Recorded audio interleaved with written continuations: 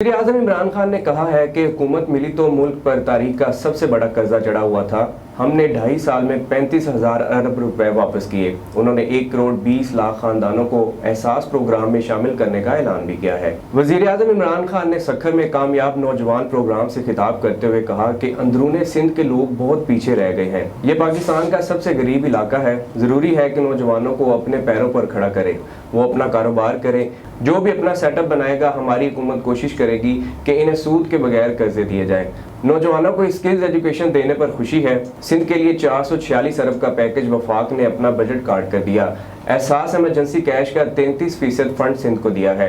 उन्होंने कहा कि हैदराबाद सखर मोटरवे से सिंध और पाकिस्तान के लोगों को फायदा होगा। जजीरे आबाद होंगे, सिंध के लोगों को फायदा होगा। सूबाई हुकूमत ने जजीरे पर NOC देकर कैंसिल कर दिया। वज़ीर-ए-आज़म ने कामयाब नौजवान प्रोग्राम के तहत नौजवानों में चेक्स भी तकसीम किए। इमरान खान को गवर्नर इमरान इस्माइल ने सिंधी अजरक भी पहनाई।